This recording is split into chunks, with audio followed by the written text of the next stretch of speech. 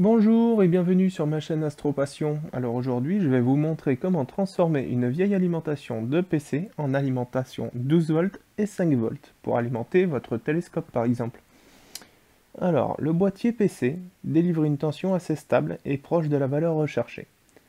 Il y a plusieurs fils sur ces alimentations. Les principales qu'il nous faudra sont les fils noirs, la masse, les fils jaunes en 12 volts et les rouges en 5 volts. À l'extérieur, on peut voir que ça sort sur plusieurs sorties différentes. Mais en fait, dedans, tout est relié. Quand vous allez récupérer votre vieille alimentation de PC, faites très attention qu'elle soit bien débranchée, éteinte et déchargée au niveau des condensateurs.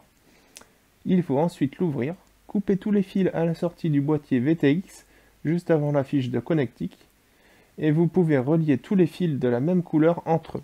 Gardez au minimum 3 fils rouges pour le 5 volts, 3 fils jaunes pour le 12 volts, ainsi que 2 fois 3 fils noirs pour la masse.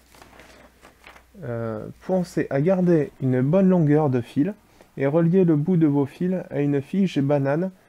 Ces fiches bananes ont la particularité d'avoir une bonne isolation par rapport à votre châssis. Elles ont une petite pièce isolante style rondelle à l'intérieur, dont le fil central sera relié à votre boîtier en métal.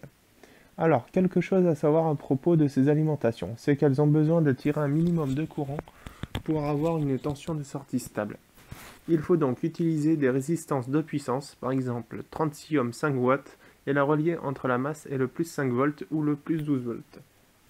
Faites des tests de tension entre le plus 12 volts et le 5 volts et la masse, et regardez si la tension est stable. Si c'est marqué 11 volts pour 12 volts et 4 volts pour 5 volts, vous savez qu'il faut tirer un petit peu de courant, sinon c'est pas la peine. Un autre truc très important que vous devez savoir, c'est que le fil vert à l'intérieur du boîtier doit être relié à la masse, donc le fil noir. Reliez-le constamment à la masse par une soudure à l'intérieur et votre interrupteur on-off fonctionnera pour allumer ou éteindre le bloc d'alimentation. Donc, vous ne croyez pas que votre alimentation est cassée si ça ne fonctionne pas. Il faut juste relier le fil vert à la masse. Voilà.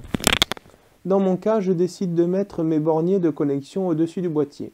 Une fois vos trous percés pour y mettre vos borniers à la fiche banane sur le châssis du bloc d'alimentation, je vais relier une résistance de 220 ohms avec le plus ou le moins d'une LED au 5 volts et le moins sur la masse pour avoir un témoin d'alimentation. Une fois que tout est relié et isolé et que rien ne se touche, refermez le boîtier, branchez, allumez l'interrupteur, la LED s'allume. Vous pouvez ensuite y insérer dans le trou de vos borniers le bout de votre voltmètre pour y voir la tension. Nous avons donc 12 volts ici et là nous avons 5 volts. Voilà, merci à tous d'avoir suivi ce nouveau tuto Brico Astro. Merci à tous aussi pour tous vos abonnements. Soyez toujours aussi passionnés par l'astronomie et la science en général, car ce sont pour moi les choses les plus mystérieuses et intéressantes que nous devons continuer à étudier pour nous instruire et garder du rêve. A bientôt sur ma chaîne, merci à tous.